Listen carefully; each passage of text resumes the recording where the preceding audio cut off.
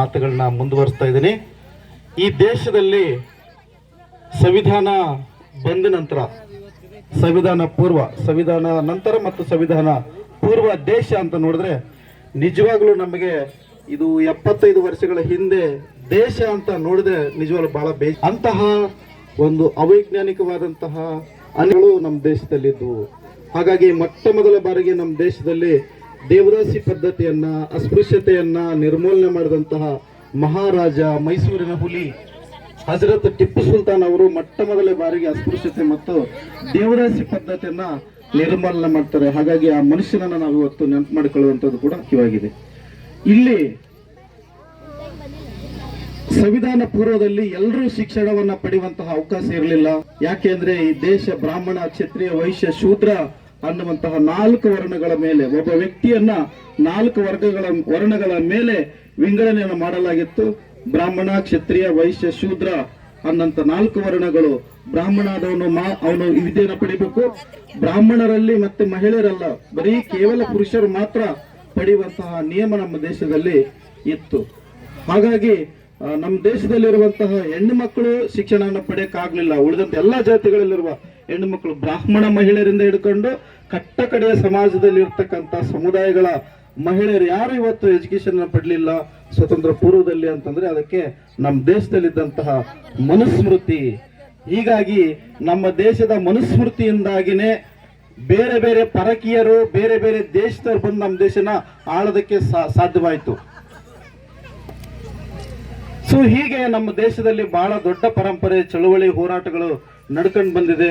ಅದಾದ ನಂತರ ನಮಗೆ ಮಹಾತ್ಮ ಜ್ಯೋತಿಬಾ ಫುಲೆ ಮತ್ತು ಮಾತೆ ಸಾವಿತ್ರಿಬಾಯಿ ಫುಲೆ ಅವರ ಶಿಕ್ಷಣದ ಹೋರಾಟ, ಆ ಮಹಾತ್ಮರ ಮಾತೆಯರ ಶಿಕ್ಷಣದಿಂದಾಗಿ ನಾವು ಇವತ್ತು ಶಿಕ್ಷಣವನ್ನ ಪಡೆದಿವಿ.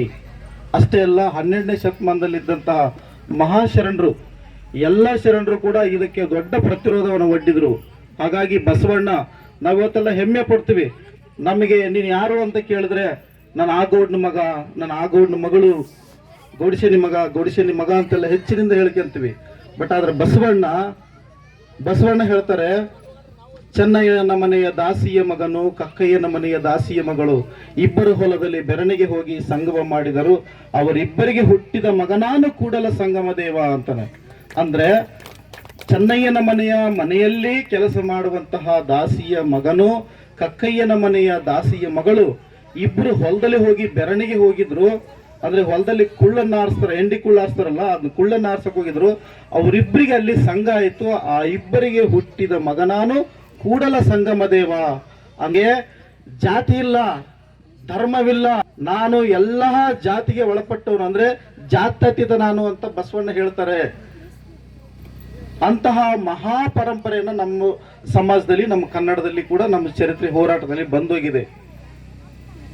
ಅಷ್ಟೇ ಅಲ್ಲ, ಹೀಗೆ ಈ ದೇಶದಲ್ಲಿ ಇವತ್ತು ಇಷ್ಟೊಂದು ನಾವು ಸಂಭ್ರಮಿಸ್ತಾ ಇದೀವಿ, ಇಲ್ಲಿ ತನಕ ಬಂದಿದ್ದೀವಿ ಅಂದ್ರೆ ಕೇವಲ ಪುರುಷರ ಕೊಡುಗೆ ಅಲ್ಲ, ಮಹಿಳೆಯರ ಕೊಡುಗೆ ಇದೆ. ದೇಶದ ಸ್ವಾತಂತ್ರ್ಯದಲ್ಲಿ ಮಹಿಳೆಯರಿದ್ರು, ದೇಶದ ಸಂವಿಧಾನ ಬರೆದಲ್ಲೂ ಮಹಿಳೆಯರಿದ್ದಾರೆ.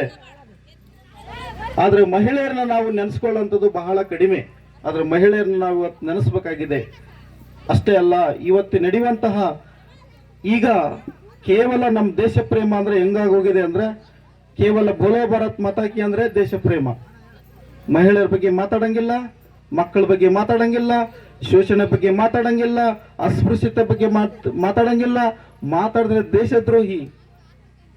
ಏನು ಮಾತಾಡಲಾರ್ದ ನೀನು ಎಂತಹ ವರಿಷ್ಠ, ಭ್ರಷ್ಟ, ನೀಚ, ಅನಿಷ್ಟ ಪದ್ಧತಿ ಏನ್ ಬೇಕಾದ್ರೂ ಮಾಡು, ಕೇವಲ ಬೋಲೋ ಭಾರತ್ ಮಾತಾಕಿ ಅಂದ್ರೆ ಸಾಕು. ಅದರಿಂದ ಎಲ್ಲವನ್ನ ನೀನು ಪಡ್ಕೊಳ್ಬಹುದು ಅನ್ನೋಂಥದ್ದು ಇವತ್ತು ನಮ್ಮ ದೇಶದಲ್ಲಿದೆ. ದೇಶ ಅಂದ್ರೆ ಏನು ಹಂಗಂದ್ರೆ, ದೇಶ ಅಂದ್ರೆ ಜನ. ದೇಶ ಅಂತ ಯಾವುದಕ್ಕೆ ಕರಿತೀವಿ ನಾವು? ಎಲ್ಲಿ ಜನ ಇರ್ತಾರೋ ಆ ಪ್ರದೇಶನ ದೇಶ ಅಂತೀವಿ. ಜನ ಇಲ್ದಲೇ ಇರೋಂತ ಬೀಳನ್ನ ದೇಶ ಅನ್ನಕ್ಕಾಗತ್ತಾ? ಗುಡ್ಡಗಾಡ ಪ್ರದೇಶನ ಬೀಳು ಅನ್ನಕ್ಕಾಗತ್ತಾ? ಹಾಗಾಗಿ ಆಂಧ್ರದ ಕವಿ ಶ್ರೀ ಅನ್ನೋರೊಬ್ರು ಬರೀತಾರೆ, ದೇಶಮ್ಮಂಟೆ ಮಟ್ಟಿಕಾದುರ ಜನಮುರೋ ಅಂತ. ಜನ, ದೇಶ ಅಂದ್ರೆ ಮಣ್ಣಲ್ವೇ ಮೂರ್ಖ, ಜನ ಅಂತ. ಸೊ ದೇಶದಲ್ಲಿರುವಂತಹ ಸರ್ವ ಜನಾಂಗದವರಿಗೆ, ಜನಗಳಿಗೆ ಗೌರವವನ್ನು ಕೊಡದೆ ಕೇವಲ ಡಾಂಬಿಕ ಭಕ್ತಿಯಿಂದ ನಾವು ದೇಶವನ್ನು ನೋಡಿದ್ರೆ ಅದು ನಿಜವಾದ ದೇಶಭಕ್ತಿ ಅಲ್ಲ ಅನ್ನೋದು ನಮ್ಮ ಎಲ್ಲ ಮಹಾಶರಣರು ಕೂಡ, ನಮ್ಮ ಹಿರಿಕರು ಹೇಳಿದ್ದಾರೆ.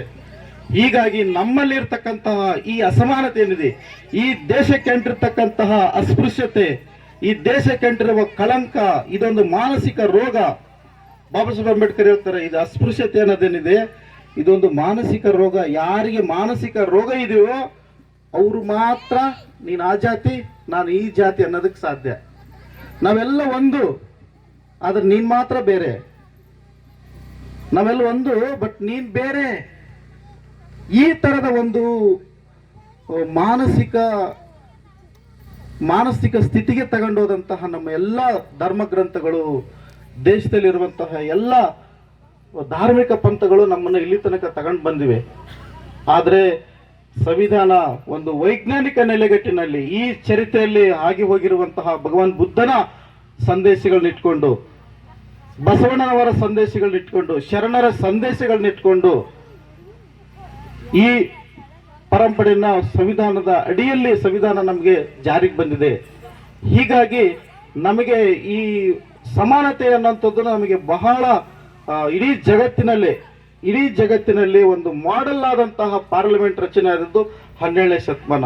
ಹಾಗಾಗಿ ಈ ಜನಪರ ಹೋರಾಟ ಚಳುವಳಿ ಯಾವಾಗ ಪ್ರಾರಂಭ ಆಯಿತು ಅಂತಂದ್ರೆ ನನ್ನ ಅಭಿಪ್ರಾಯದಲ್ಲಿ 12ನೇ ಶತಮಾನದಿಂದನೇ ಸ್ಟಾರ್ಟ್ ಆಯಿತು. ಅದು ಬಸವಾದಿ ಶರಣರಿಂದ ಮತ್ತು ಅನುಭವ ಮಂಟಪದ ಮೂಲಕ ಶರಣರ ಆಯಿತು ಅಂತ ನಾವು ಹೆಮ್ಮೆಯಿಂದ ಹೇಳ್ಬೋದು. ನಮ್ಮೆಲ್ಲ ಧರ್ಮ ಗ್ರಂಥಗಳಲ್ಲಿ ಏನು ಹೇಳುತ್ತೆ, ಕೆಲವು ಸಂದರ್ಭಗಳಲ್ಲಿ ಮಹಿಳೆ ಅಂದ್ರೆ ಯಾರು? ಮಹಿಳೆ ಅಂದ್ರೆ ಮೋಸ ಮಾಡೋಳು. ಒಬ್ಬ ತಪಸ್ವಿ ತಪಸ್ಸು ಕುಂತ್ಕೊಂಡು ಕಣ್ಣು ಮುಚ್ಕೊಂಡು ತಪಸ್ಸು ಮಾಡ್ತಾ ಇದ್ದಾನಂದ್ರೆ ಅವನ ಮುಂದೆ ಬಂದು ರಂಬೆ, ಊರ್ವಶಿ, ಮೇನಕಿ ಅಂತವರೆಲ್ಲ ಬಂದು ಡಂಗ್ ಡಂಗ್ ಡಂಗ್ ಡಾನ್ಸ್ ಮಾಡಿದ ತಕ್ಷಣ ಇವ್ರ ಮನಸ್ಸು